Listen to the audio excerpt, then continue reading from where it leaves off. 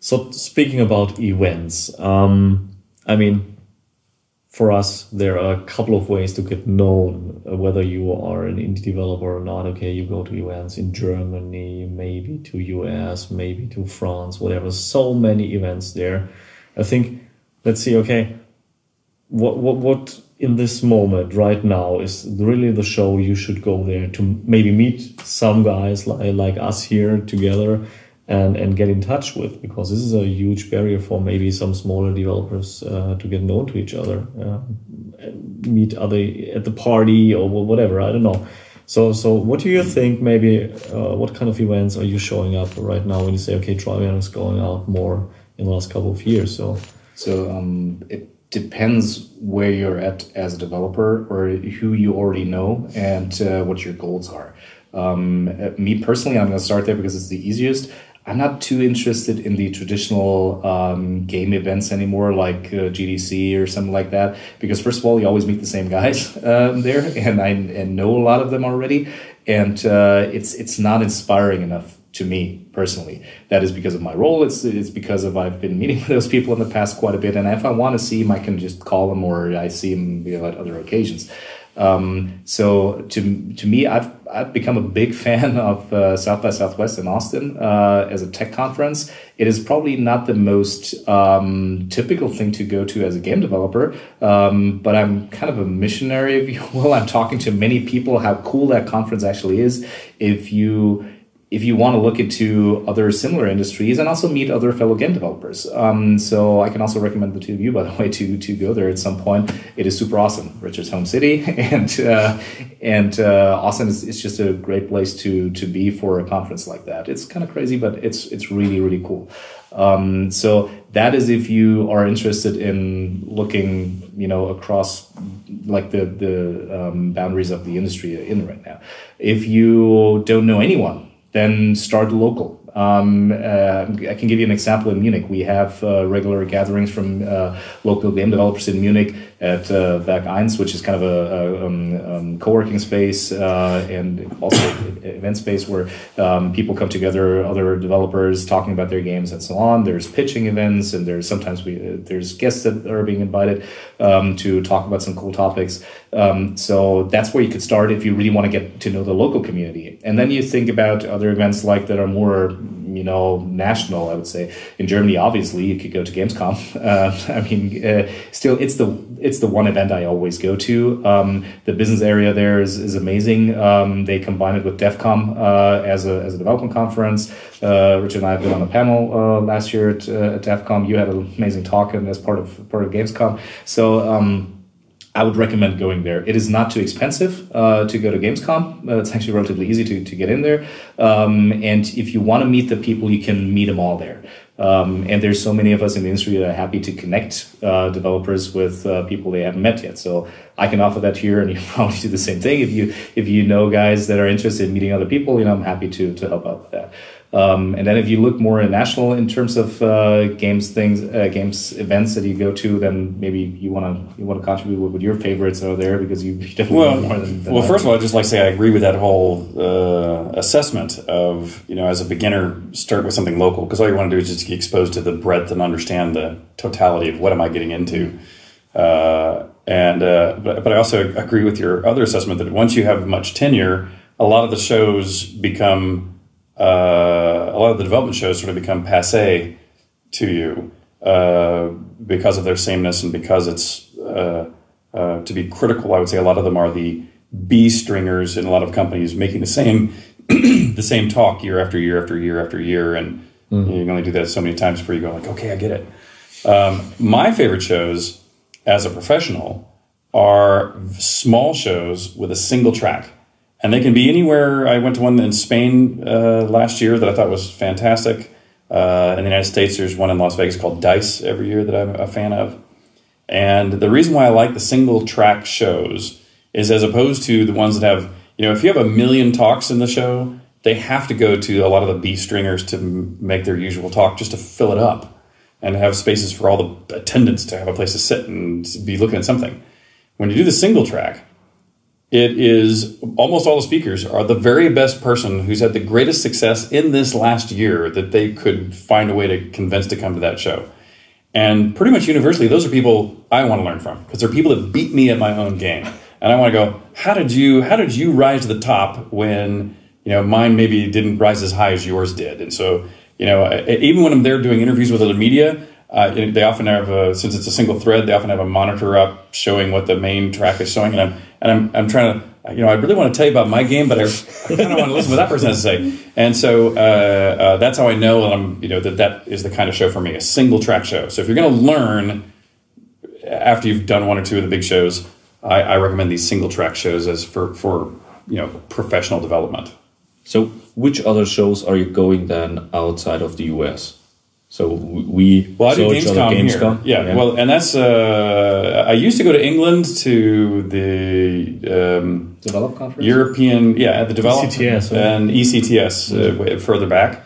I think Gamescom has now sort of taken over for those as kind of the dominant one right now. So I think Germany's definitely a good place to the place to go right now in Europe, and in the States, I think it's South by Southwest. And, those are probably the two that I do with reliability, Gamescom and South by Southwest.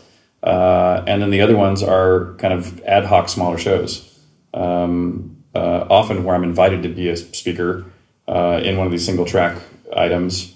But again, because I like those single track ones, I not only enjoy speaking at them, but I like listening as well. I think the advantage is that you don't miss a track at the end of the day, because when you go to GDC, you have to hand select, and then you missed that one, and the only exception to that is South by Southwest, because that is so overwhelming. There's so many different tracks, but it's not the second stringers they have. They pretty much have the top guys from everywhere, and that's why it's so cool. It can be overwhelming and confusing if you go there the first time, and it's sort of a single track, but in multiple subjects. Exactly. So there's a session on how to navigate through South by Southwest the first day. Usually, so if you're a newbie, then you should better go to that session to tell you how it works. There's one thing I wanted to mention that's very important, I think, for people going to those conferences, especially overseas. If you're like a German developer and you go to GDC, let's say the first time, because you're curious and you want to see it, and I would actually recommend going to GDC if you've never been. That is cool, because there's no other place where you meet so many game developers. It's monstrous, worldwide. It's monstrous, and you really do get to see a snapshot of everything. Exactly. So, but if you go there is quite a temptation to sign up for the German events. So go to like the German evening and go to the Bavaria party and go to wherever all the Germans meet. Don't do that, from my point of view. Don't go to those places where there's only the German guys that you can easily meet at local events. And it's much better here. Why would you travel all the way to San Francisco, fly like over 6,000 miles or something to go there and then meet with the same people you can't actually meet over here? Go out there, network, and learn. I mean, for me, it's really like going to those conferences about learning. I really want to listen to the tracks. I'm one of the like, you're the CEO. Why are you sitting on those tracks? Because I want to learn. I want to learn something new that I haven't seen before. I'm not only there to do business. Sometimes I don't do business at all at those conferences. I'm there to talk to people and listen to the talks.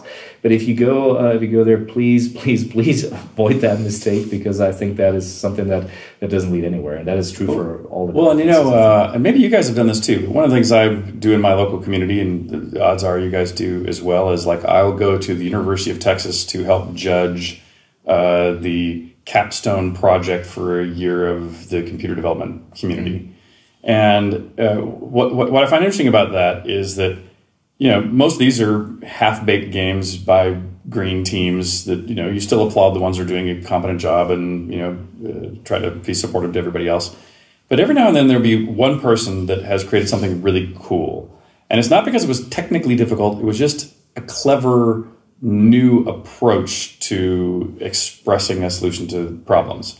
And the reason I mention that is that when I go to places like GDC, these giant shows, while I personally try to avoid the repeats of all the things I've heard many times before from those exact same people, what I do instead is I go look around and go, just like at UT, there are going to be a bunch of young developers with modest-sized teams that are going to be here looking for how to make their play and move up in the world. And And even though they're not as experienced as the one-track guys, so I wouldn't say it's a professional development opportunity, it's an inspiration opportunity and a potential collaboration opportunity.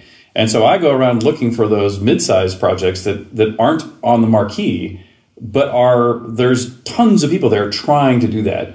And so, I find it inspirational to find them. I find that I might be able to pass them some good advice, and you never know when you might find somebody that you're going like, I think I can help them get to the next level. Well, that's exactly what I'm doing, like in the Munich area and whatever I get the chance. So, like I said before, at the co-working space at Janssen, we sometimes have those events. Like last year, I've been one of the members of the jury for the Christmas pitching, and they presented like 8 games in 5 minutes or something. And some of that stuff was really cool. And one guy was creating like a physics-based game that I think you would love. It's called Keppel, and it's hard to explain, but simple to play. You had to make sure that you use use planets and use like trajectories around planets to navigate and then collect some things on the screen. It's really cool, and we loved it so much that we're like, okay, why don't you come over to our company? We show you around, and if we can help you with something, why not? And that's, I think, how you find those guys. You do it at UT, we do it locally. I'm trying to do it more and more. I'm grateful that State of Bavaria now also made me like a jury member of the Bavarian funding for games from FFF. So this year, for the first time, State of Bavaria has roughly 2 million, 1.9 something to give to game studios for making great games. And I'm honored to be one of the guys helping to decide which of the game projects get that support. And that's another good opportunity to actually support local developers with their game projects and even be able to give them money, which is awesome. And I think that is something we all should do more. And what I saw in or even here now for Talk in the Alm is that a lot of guys, especially the more experienced guys, are not going to those events because they're afraid to show their weakness. It's completely crazy. As you said, if I go to GDC, I go there to GDC to hear some talks, and I always have only the meetings at breakfast, lunch, and dinner.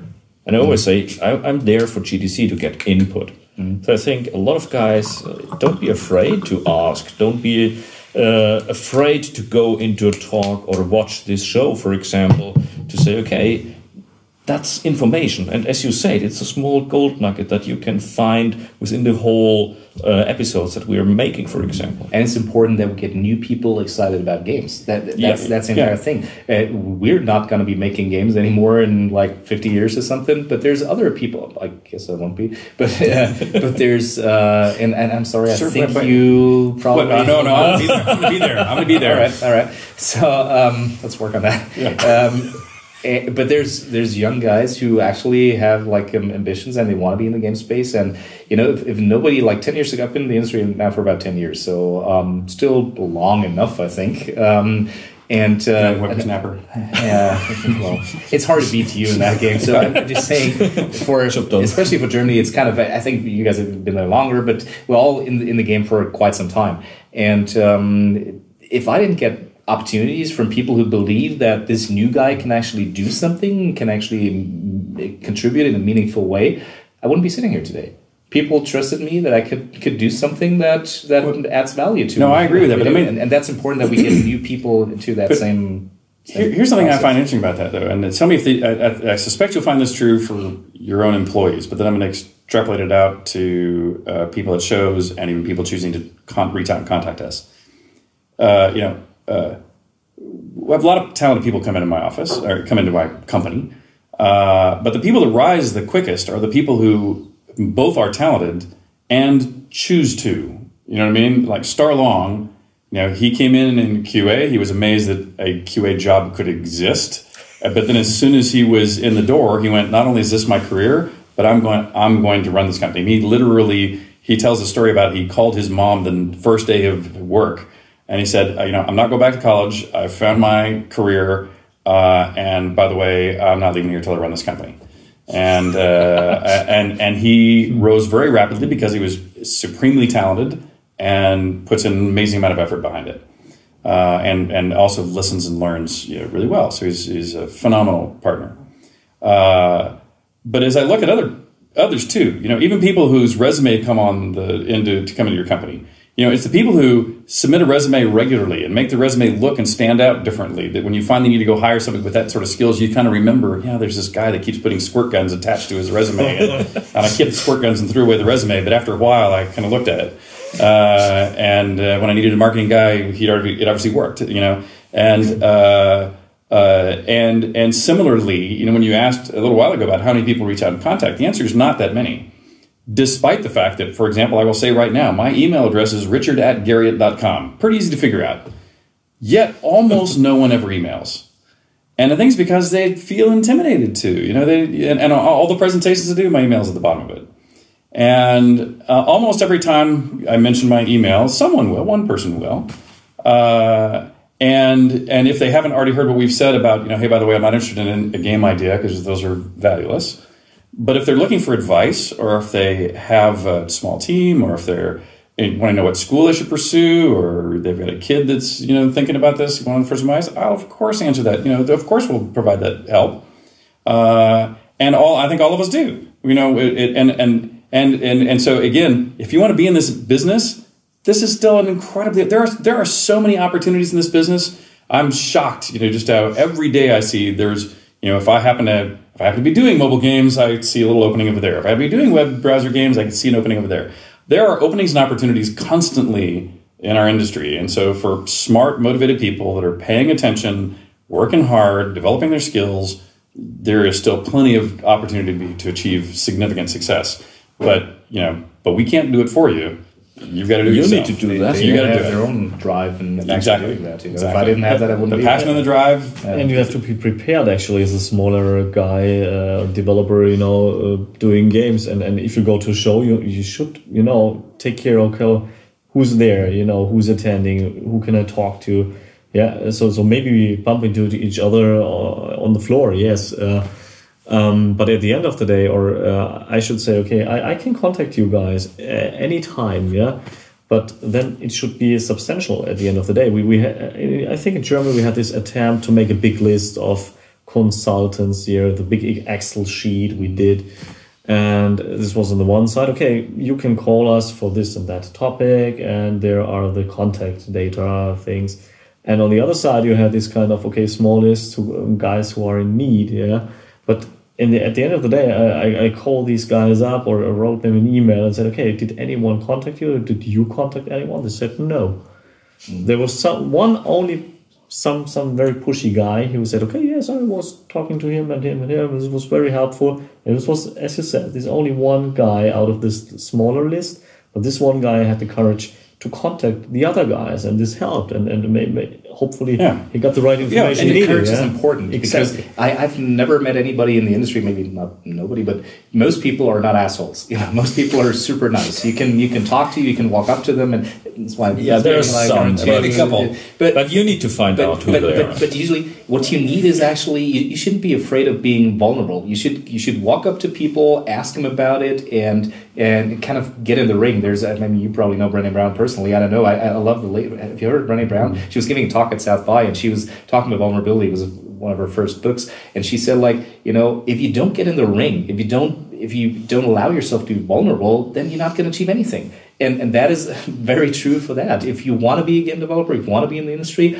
then you better try. You walk up to guys like Richard and ask him, hey, can you do me a favor and sign this, I don't know, Ultima box, or can you help me out with a question I have about my... He needs to sign a lot of stuff later on. So. Sorry, man. So it's very important that you are okay with being vulnerable and trying. And if you fail, you try again. That's how you get into the industry, and that's how you ultimately grow it. That's how you do everything. That's how you take yourself to space. Literally. That's if you want to do things if you want to achieve difficult things, you just got to get out there and don't take no for an answer and make it happen. Sometimes a German thing, I got to say I see that more in Germany because I spent a considerable amount of time in the States, and there's a big difference between Germany and the United States, that most people in Germany are kind of afraid, or not the thing like, I don't know, walking up to some of those well-known people in the States, I don't know, I don't really I don't want to do that. I feel shy about that. And sometimes in society here, we're told that, oh, you're going to fail anyway. You want to make games?